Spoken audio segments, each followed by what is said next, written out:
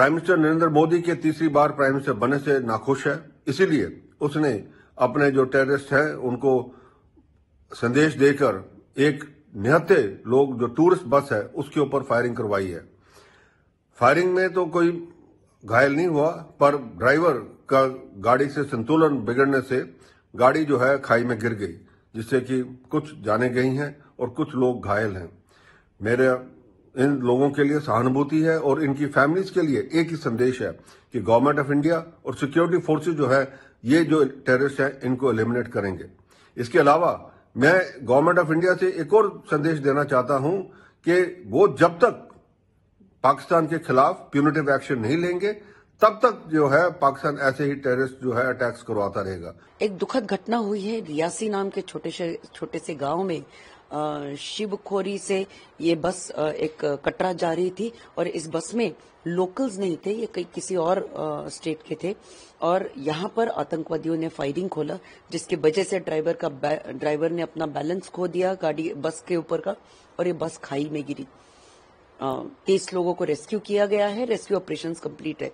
अब यहाँ पर बहुत सारे सिक्योरिटी ड्रिल्स कैरी आउट किए गए थे, इस पूरे इलाके को सिक्योर किया था, क्योंकि ये जो महीने हैं ये महीनों में यूजुअली जो यात्री जाते हैं, तीर्थ यात्री जो जाते हैं वो अलग अलग तीर्थ क्षेत्र में, जम्मू में जाते हैं, कश्मीर में जाते हैं। तो कटरा के पास मतलब ये बस कटरा जा रही थी, इसका मतलब ये वैष्णो देवी ही जा रहे होंगे। तो वहां पर ऐसा हादसा होना ये बहुत गंभीर घटना है और इतने महीनों से जम्मू कश्मीर शांत था, कोई आतंकवादी घटना नहीं हुई थी।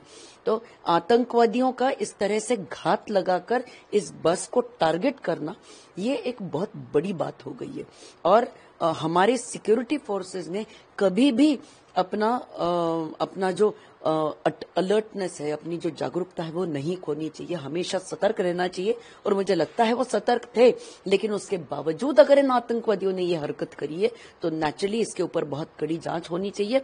और जो सारे हताहत हुए हैं, और मेरे ख्याल से ऐसी भी खबर आ रही है कि 10 लोग जो है उन्हें मृत घोषित किया गया है, तो उनके परिवारों के साथ हम लोग हैं, पूरा देश है।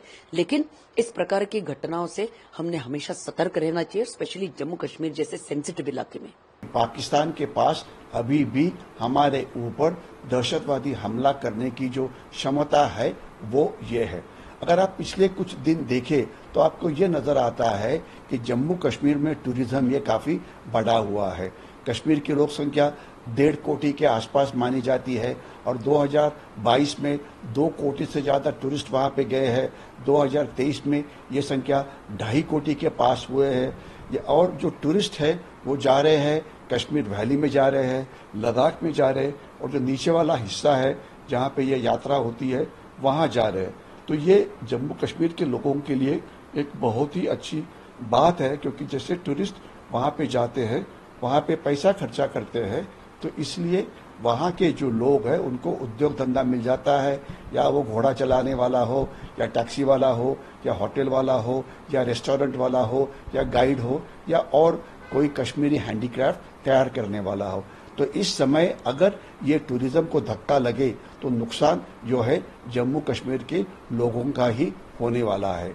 और जब तक सवाल है टूरिस्ट की सेफ्टी का, अभी ये देखना चाहिए कि मेरे ख्याल से अगस्त के महीने के अंदर हमारी जो अमरनाथ की यात्रा है ये शुरू होने वाली है और वो यात्रा इसी रूट पे होती है जहां पे ये आज का हमला हो गया है।